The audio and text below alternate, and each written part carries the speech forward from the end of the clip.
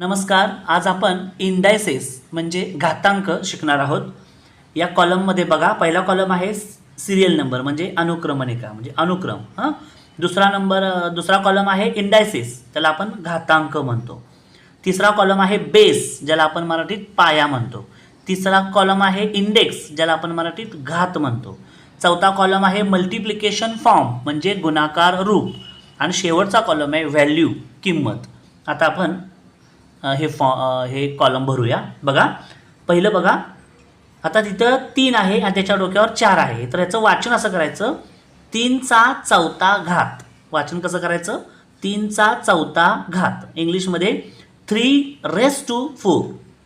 3⁴. आता याच्यामध्ये जो खाली 3 आहे तो आहे पाया, त्याला आपण बेस म्हणतो. तो आपण इथं 3 लिहून घेऊया. आणि वरती जो डोक्यावर जो अंक लिहिलेला आहे त्याला घात म्हणतात. इंग्लिशमध्ये त्याला इंडेक्स म्हणतात. तो आहे 4. तो इथं आपण 4 लिहून घेऊया. मल्टिप्लिकेशन फॉर्म म्हणजे गुणाकार रूप, म्हणजे हे 3 जे आहे, हा जो 3 आहे पाया, त्याचा या घाता एवढा गुणाकार म्हणजे 4 वेळा गुणाकार. इथं लिहून घेऊया. 3 गुणिले 3 गुणिले 3 गुणिले 3. बघा, मी 3चा किती वेळा गुणाकार केला बघा, 1 2 3 4. आता यांचा गुणाकार करून जे उत्तर येईल त्याला म्हणायचं व्हॅल्यू किंवा किंमत. आता बघा, 3 त्रिक 9, 3 त्रिक 9, 3 त्रिक 9, 3 त्रिक 9 आलं 9 9 81. किंवा असं केलं तरी चालेल, 3 त्रिक 9, 9 त्रिक 27, 27 त्रिक 81. याचं उत्तर आलं 81. ते इथं लिहायचं. अशा पद्धतीने सगळी गणितं सोडवायची आपल्याला. दुसरं बघा, आता 4चा तिसरा घात. पण हे वाचताना 4चा तिसरा घात म्हणायचं नाही.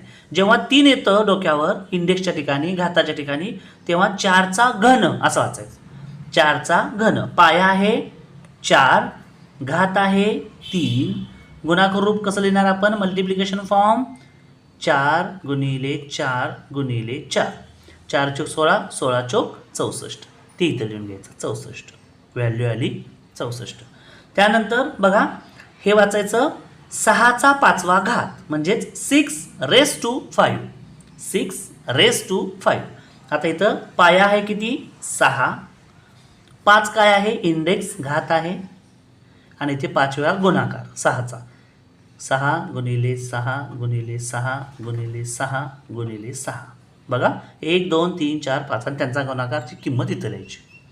पुढे बघा, चौथा आहे 12चा दुसरा घात. पण असं 12चा दुसरा घात असं वाचायचं नाही. जेव्हा 2 येतं तेव्हा वर्ग वाचायचं. 12चा वर्ग.